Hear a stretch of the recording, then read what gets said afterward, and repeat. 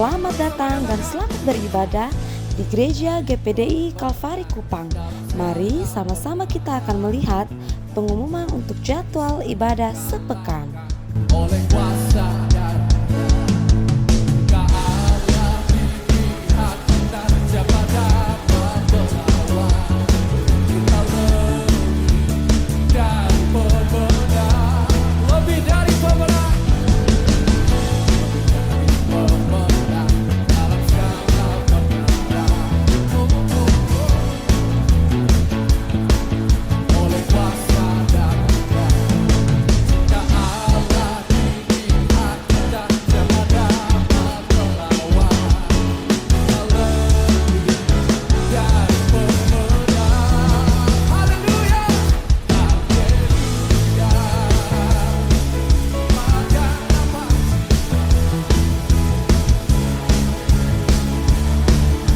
Kami juga mengucapkan selamat datang untuk para jemaat yang baru pertama kali bergabung di Gereja GPDI Kalvari Kupang. Sampai jumpa di ibadah selanjutnya ya. Tuhan Yesus memberkati. GPDI Kalvari, sekali Yesus, tetap Yesus. Haleluya. Kita percaya kita mengakhiri tahun ini dengan jadi pemenang. Amin. Katakan bersama. Haleluya. Puji Tuhan, salam sejahtera dalam nama Tuhan Yesus Kristus. Mari kita membuka Alkitab kita. Kejadian pasal 12 ayat 1 sampai dengan ayat yang keempat. Kejadian pasal 12 ayat 1 sampai ayat 4 bagian A. Kita mau belajar dari bagian firman Tuhan ini yang sudah sangat sering kita mendengar. Tetapi kita ingin melihat kebenaran-kebenaran lebih jauh dari ayat-ayat firman Tuhan ini. Puji Tuhan. Demikian firman Tuhan.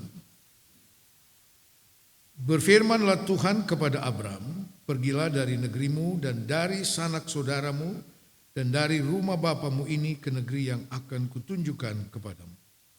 Aku akan membuat engkau menjadi bangsa yang besar dan memberkati engkau serta membuat namamu masyhur. Dan engkau akan menjadi berkat. Aku akan memberkati orang-orang yang memberkati engkau dan mengutuk orang-orang yang mengutuk engkau. Dan olehmu semua kaum di muka bumi akan mendapat berkat. Lalu pergilah Abram seperti difirmankan Tuhan kepadanya. Puji Tuhan. Bapak Ibu saudara-saudara yang dikasihi Tuhan, firman Tuhan pagi hari ini adalah iman Abram yang tidak terbatas. Iman Abram yang tidak terbatas. Sebagai orang percaya, sudah pasti kita semua punya iman.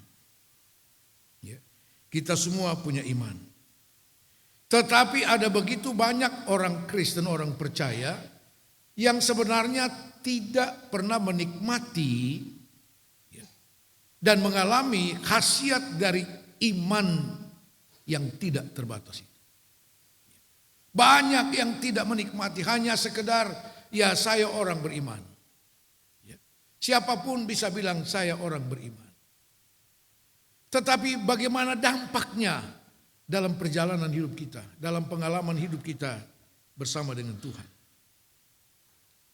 Firman Allah katakan dalam surat Yohanes bahwa iman mengalahkan dunia. Katakan amin. Kita sedang ada di tengah-tengah dunia dengan segala bentuk perubahan yang bisa terjadi kapanpun. Dalam segala segi kehidupan. Tetapi seharusnya kita tidak boleh kalah dengan apapun yang datang dari dunia ini, sudah. Karena firman Allah katakan iman mengalahkan dunia. Tetapi kenyataannya begitu banyak orang percaya, orang Kristen yang hidup dalam suasana kekalahan. kekalahan.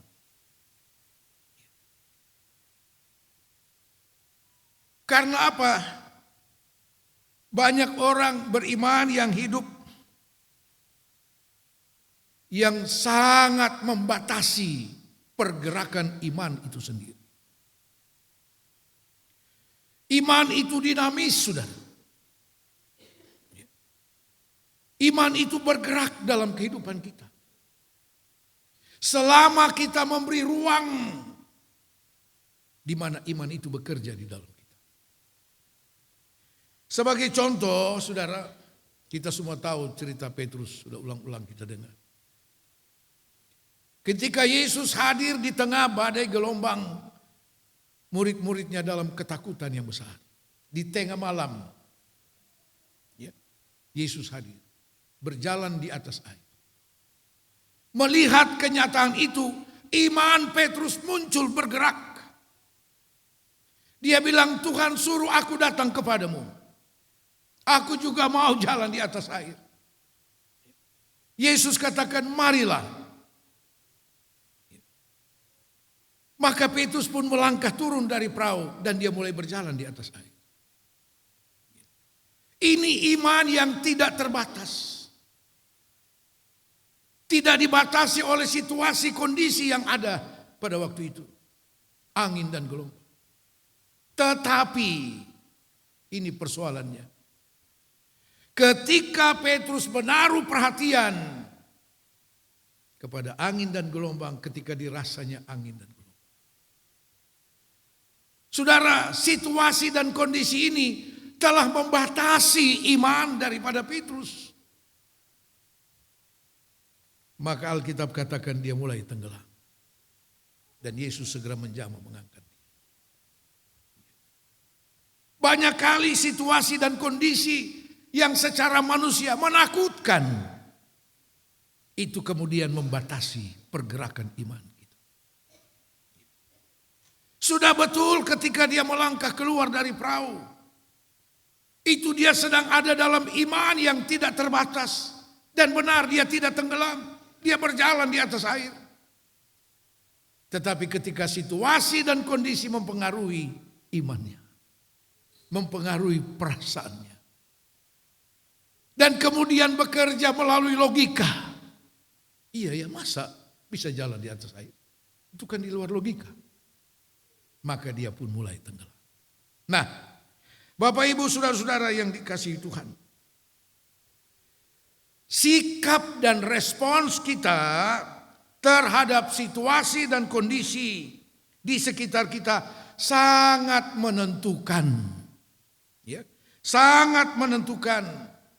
Apakah kita bisa dengan iman yang tidak terbatas, atau kemudian situasi dan kondisi itu membatasi pergerakan iman kita. Sikap dan respon kita terhadap situasi dan kondisi itu sangat menentukan. Nah, saudara-saudara, seringkali sikap dan respon kita yang negatif secara rohani, karena kita mungkin lebih kepada logika kita, itu akan kemudian mematikan iman kita. Sebab kemudian kita tidak berani bertindak, tidak ada perbuatan. Sementara Yakobus katakan iman tanpa perbuatan, tanpa tindakan, pada hakikatnya mati. Mati iman. Nah, saudara-saudara, kemudian apa yang membuat iman kita tidak berfungsi? Mari kita lihat dalam 1 Timotius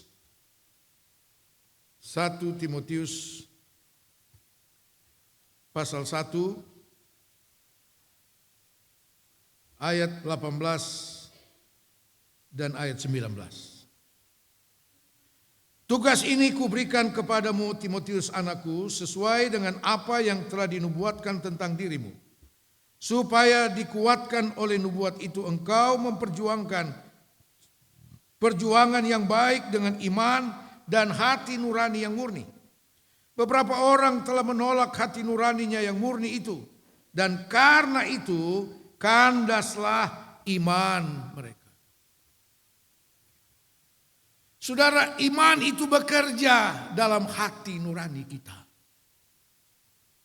Dalam hati nurani. Hati nurani yang suci. Hati nurani yang dipenuhi dengan kebenaran firman Allah. Daud katakan, aku simpan firman-Mu dalam hatiku, supaya jangan aku berbuat dosa kepada. Iman itu bekerja sesuai dengan hati nurani yang dipenuhi dengan firman Tuhan. Yang dikuduskan oleh firman Tuhan. Tetapi di sini dikatakan banyak orang yang kandas imannya karena menolak hati nurani yang murni. Menghadapi segala sesuatu dengan emosi dan hawa nafsu. Terbawa oleh perasaan dan logika manusia. Nah, saudara-saudara, mari kita lanjut. Abraham tidak membatasi imannya dengan hal apapun, saudara. Ketika dia dipanggil Tuhan dari negerinya, Tuhan bilang pergi ke suatu negeri yang akan aku tunjuk. Saudara-saudara, secara logika pernyataan firman Tuhan ini aneh. Abraham sedang hidup dalam satu zona nyaman. Dia ada dalam kemapanan.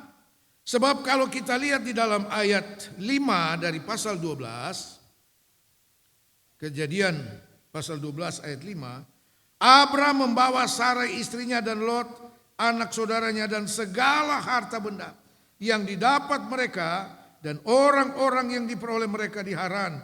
Mereka berangkat ke tanah Kanaan lalu sampailah di situ. Banyak harta, banyak kekayaannya. Dia berada di zona nyaman secara manusia. Aman sudah. Lalu Allah datang dengan firman-Nya, tinggalkan negerimu, pergi ke suatu negeri yang akan kutunjuk. Secara manusia ini konyol, saudara. Ya. Itu negeri tidak tahu di mana, siapa yang punya negeri itu. Nanti mau jadi apa di sana? Saudara, ini yang harus kita buang dari pikiran kita.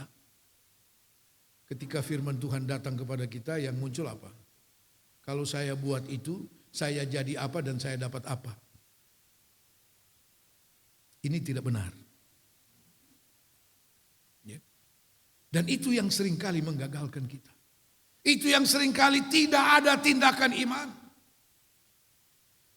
Karena yang kita pikirkan lebih dulu, saya jadi apa dan saya dapat apa. Kalau saya harus berkorban, saya dapat apa? Kan begitu. Dan ini kenyataan dalam banyak kehidupan orang Kristen. Sehingga setiap janji Tuhan yang seharusnya kita terima dengan iman dan tindakan iman, tidak pernah kita alami dan nikmati. Tetapi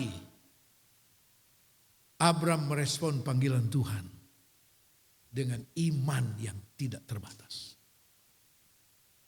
Tidak ada pertanyaan macam-macam di sana. Tapi ayat 4 katakan, lalu pergilah Abraham seperti yang difirmankan Tuhan kepadanya. Ini tindakan iman yang tidak terbatas. Dia tidak mau tahu apapun keadaan negeri yang akan dia pergi ke sana. Itu urusan Tuhan. Saudara, ketika tahun 78 kami ditugaskan untuk memimpin melanjutkan sekolah Alkitab Kupang yang sudah ditutup. Baru angkatan kedua sudah ditutup. Karena mereka tidak lagi sanggup meneruskan. Oleh pimpinan gereja saya ditugaskan. Masih ditanya, mau enggak kamu melanjutkan sekolah Alkitab di Kupang? Saya bilang, kalau itu kehendak pimpinan gereja, saya siap. Dan bagi saya tidak ada bayangan apapun tentang Kupang dan NTT. Ketemu dengan rekan hamba Tuhan yang sudah pernah datang di Kupang. Dia tanya, saya dengar kamu mau ke Kupang. Iya. Ngapain? Mau lanjutkan sekolah Alkitab Kupang ya. Pikir baik-baik. Saya tanya, kenapa? Itu Kupang susah. Ya. Air saja orang antre sampai subuh. Tidak ada apa-apa di sana. Dan itu sekolah Alkitab yang kamu mau pergi urus itu. Aduh, minta maaf. Kandang ayam lebih bagus. Kandang ayam lehoran itu lebih bagus. Sudahlah, pikir baik-baik. Sudah merintis saja di Jakarta lah. Nanti saya kasih cabang perintisan. Saya bilang terima kasih. Saya harus berangkat ke sana karena saya ditugaskan. Apapun yang nanti jadi, itu nanti jadi di sana. Wah, kamu ini bukan sendiri. Sudah ada istri 2 anak lagi. Masih kecil-kecil. Tidak ada masalah. Saudara-saudara sekalian. Itu singkat riwayat awal kami datang di Kupang. Abraham tidak memperhitungkan apapun. Saya percaya selalu Tuhan tidak pernah keliru. Tuhan tidak pernah salah. Kalau dia menghendaki saya harus ada di Kupang untuk satu pelayanan, dia mempersiapkan segalanya. Puji Tuhan. Sampai seperti apa yang ada sekarang. Saudara-saudara yang dikasihi Tuhan. Abraham tidak membatasi imannya dengan pikiran-pikiran yang logis secara manusia. Sudah mapan kok. Ada di zona nyaman dan aman. Alkitab bilang dia kaya.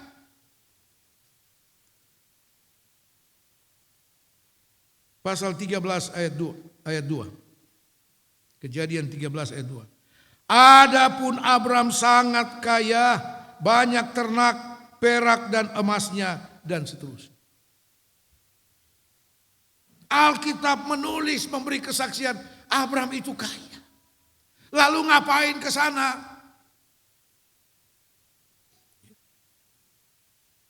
Mari saudara. Kekayaan Abraham di hadapan Tuhan itu tidak ada apa-apanya.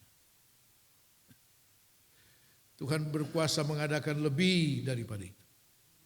Ya.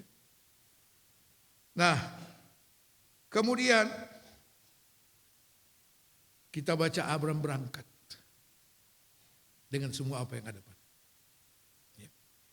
Dengan segala risiko yang akan dihadapi. Dan sampailah dia di sana. Kemudian dalam Kejadian pasal 18, Tuhan Allah datang kepada Abraham dan menegaskan kembali janji Tuhan. Janji Tuhan ketika Tuhan panggil dia keluar dari negerinya, dari negeri Haran. Salah satu janji Tuhan, aku akan membuat engkau banyak, keturunanmu akan banyak. Ini salah satu janji Tuhan kepada. Dan janji itu akan digenapkan Tuhan ketika Abraham berangkat dan menuju tanah Kanaan. Ketika Abraham memenuhi panggilan Tuhan, janji itu akan digenapkan. Sekarang sudah di tanah Kanaan. Tunggu. Waktu Abraham sampai di Kanaan, dia berumur 75 tahun. Tunggu itu janji Tuhan tidak muncul. Ya, tidak muncul. Sampai ada beberapa kali Abram bertanya kembali kepada Tuhan. Apakah keturunan yang engkau janjikan itu masih mungkinkah? Sebab nanti semua kekayaanku ini akan diwariskan kepada hambaku Eliezer ini. Tuhan bilang tidak. Pasal 18 Tuhan datang menegaskan janji Tuhan. Tuhan bilang, tahun depan engkau akan menggendong seorang anak laki-laki.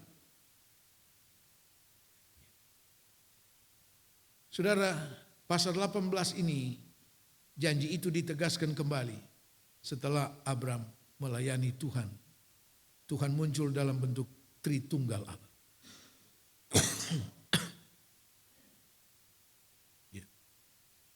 Abram melayani dengan sungguh-sungguh.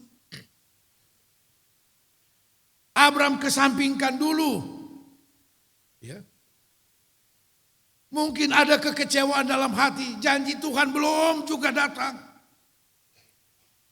Kita, kalau apa yang menjadi pergumulan kita, Tuhan belum jawab juga. Persita mau melayani apa? Ibadah begitu.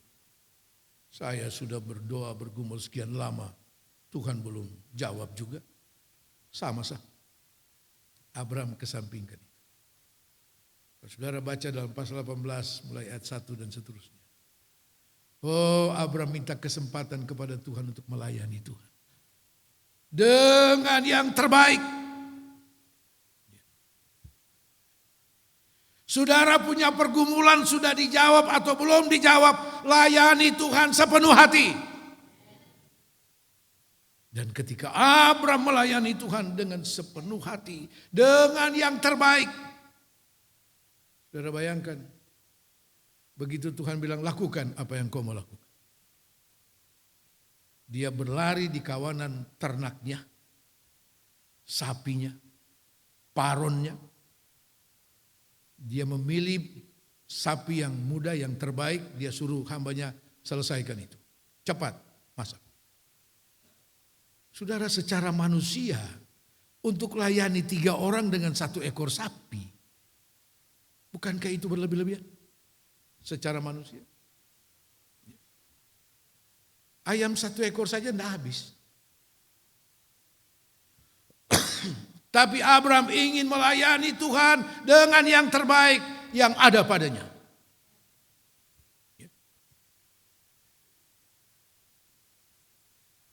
Bukan seperti kebanyakan orang Kristen sekarang. Bukan jemaat Kalvari yang di sana.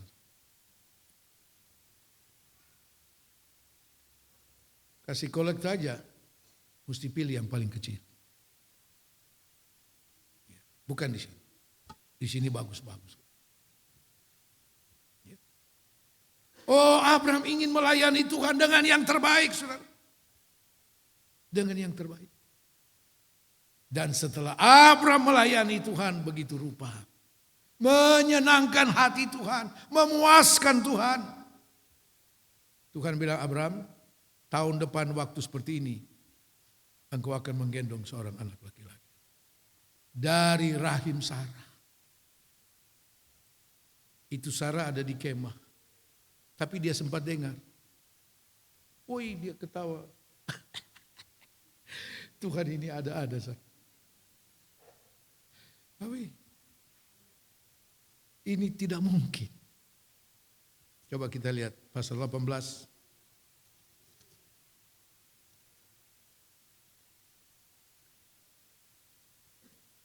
Ayat 10. Dan firman-Nya, sesungguhnya aku akan kembali tahun depan mendapatkan engkau. Pada waktu itulah Sarah istrimu akan mempunyai seorang anak laki-laki. Dan Sarah mendengarkan pada pintu kemah yang di belakangnya. Adapun Abram dan Sarah telah tua dan lanjut umurnya, dan Sarah telah mati haid. Jadi tertawalah Sarah dalam hatinya, katanya, akan berahikah aku setelah aku sudah layu, sedangkan tuanku sudah tua? Sarah dibatasi, imannya dibatasi oleh situasi. Oleh keadaan alamiah yang dia alami. Seperti dia bilang, sudah tua. Tidak mungkin lagi. Sudahlah. Saudara-saudara, iman Sarah adalah iman yang dibatasi oleh logika. Apa jawaban Tuhan terhadap iman yang dibatasi, yang terbatas oleh Sarah? Ayat 14. Adakah sesuatu apapun yang mustahil untuk Tuhan? Pada waktu yang telah ditetapkan itu, tahun depan aku akan kembali mendapatkan engkau. Pada waktu itulah Sarah mempunyai seorang anak laki-laki. Tanggapan Tuhan terhadap iman yang terbatas itu, Tuhan bilang, adakah yang mustahil begitu? Bagi Tuhan semua mungkin adanya. Bagi manusia tidak mungkin, mustahil. Tapi bagi Tuhan kita semua mungkin. Mungkin Sarah berpikir Tuhan sudah terlambat. Kenapa tidak dari dulu-dulu? Sudah terlambat. Saudara, Tuhan bekerja sesuai dengan rencananya. Dan Ayub katakan, 42 ayat 2, aku tahu engkau sanggup. Tidak ada rencanamu yang gagal. Karena dia sanggup. Ya. Puji Tuhan. Kemudian sekali lagi Tuhan Allah kembali kepada Abraham. Dalam Kejadian pasal 22. Saudara, Tuhan bilang Abraham, bawa anakmu yang engkau kasih itu ke tempat yang akan kutunjuk. Dan persembahkan dia sebagai korban bakaran bagi Tuhan. Abraham tidak mau memunculkan pikiran perasaan manusia yang normal. Tapi Abraham bilang, siap Tuhan. Siap Tuhan. Maka berangkatlah dia bawa Ishak untuk dipersembahkan kepada Tuhan. Yang menarik kemudian, dalam pasal yang ke-22,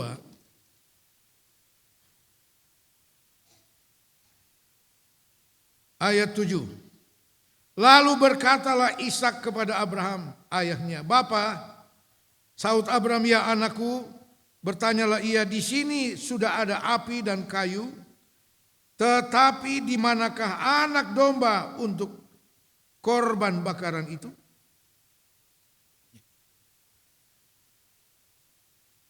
Apa yang ditanyakan oleh Ishak itu masuk di akal. Itu benar, secara logika benar. Dia lihat-lihat. Dia yang pikul itu kayu api. Bawa api. Abraham bawa pisau. Makin dekat ke tempat korban itu, Ishak lalu bertanya, Bapak, semua sudah ada. Lalu dombanya di mana? Apa yang ditanyakan Ishak itu adalah pikiran yang logis, saudara. Tapi Abraham tidak mau terpengaruh dengan pikiran yang logis itu. Mari kita lihat jawaban Abraham. Ayat 8. Sahut Abraham, Jehovah Jireh, Allah yang akan menyediakan anak domba untuk korban bakaran baginya anakku. Haleluya. Dalam terjemahan bahasa Ibrani, Allah mengadakan itu Jehovah Yireh. Allah yang mengadakan. Ini suatu pernyataan iman yang tidak terbatas. Artinya apa? Abraham mau katakan, anakku, bagi Allah tidak ada yang mustahil. Allah sanggup mengadakan segala. Abraham punya iman yang tidak terbatas. Katakan amin. Bagaimana iman kita? Beras baru naik beberapa ribu, bingung kita. Ya, bingung.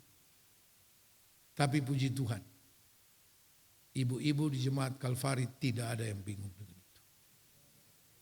Saya mau dengar amin dari ibu-ibu. Aminnya lemah. Om sonde tahun, ini hari di rumah sonde ada beras. Suruh bilang amin lah. Tidak.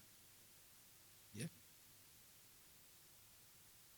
Kitab Wahyu pasal 3 katakan banyak pencobaan akan melanda seisi dunia.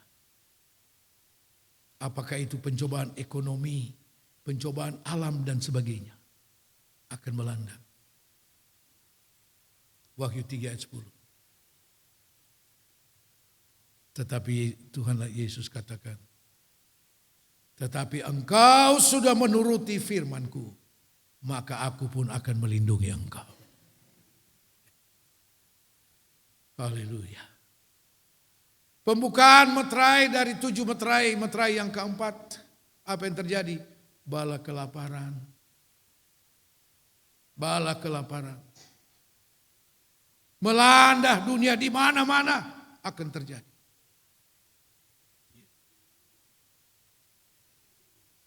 Bukan cuma beras harga 20-30 ribu. Secupak gandum sedinar harganya. Secupak itu kurang lebih 1 liter barangkali. Kurang. 1 dinar adalah biaya atau ongkos kerja 1 hari. Jadi kerja 1 hari dapat beras tidak sampai 1 liter. Ini belum apa-apa. Saudara, tetapi firman Tuhan katakan apa? Tetapi minyak dan anggur tidak akan dirusakkan. Siapa mereka? Mereka yang penuh Roh Kudus. Yang menuruti apa kata firman Tuhan. Bukan yang selalu sudah dengar firman Tuhan, tapi selalu dibatasi dengan logika. Karena dipengaruhi dengan situasi dan kondisi. Akhirnya tidak pernah ada tindakan iman. Lalu untuk apa kita dengar firman Tuhan? Ya. Saudara-saudara sekalian, Ishak berpikir, oh itu sangat normal, itu manusiawi. Ya. Dia berpikir. Lalu apakah Abraham juga tidak berpikir? Ibrani pasal 11. Ibrani pasal 11 ayat 17 sampai 19. Karena iman maka Abraham tak kala ia dicobai mempersembahkan Ishak. Ia yang telah menerima janji itu rela mempersembahkan anaknya yang tunggal. Walaupun kepadanya telah dikatakan keturunan yang berasal dari Ishak yang akan disebut keturunanmu. Perhatikan ayat 19. Karena ia berpikir bahwa Allah berkuasa membangkitkan orang-orang sekalipun dari antara orang mati. Dan dari sana ia seakan-akan telah menerimanya kembali. Bukan Abraham tidak berpikir. Jangan pikir orang yang mempunyai iman yang besar itu tidak pakai pikiran. Bodoh itu sudah. Abraham juga berpikir. Iman, saya mau katakan, iman Abraham adalah iman yang berpikir. Dan Abraham berpikir dengan iman. Haleluya. Dia berpikir dengan iman bahwa Allah sanggup Pikiran Abraham dikuasai dengan iman yang tidak terbatas. Kalaupun Ishak harus dipersembahkan, harus dijadikan korban, Abraham berpikir, Tuhan sanggup membangkitkan dia. Iman yang tidak terbatas. Dan iman yang tidak terbatas adalah iman yang penuh ketergantungan kepada Allah dan kuasa Allah. Itu yang ada pada Abraham. Jadi bukan dia tidak berpikir. Bukan cuma Ishak yang berpikir, dia juga berpikir. Ketika saya diberitahu oleh rekan saya di Jakarta, aduh kau mau pergi cari susah di sana. Saya juga berpikir, saudara. Saya juga berpikir. Tapi saya berpikir dengan iman. Allah berkuasa. Haleluya.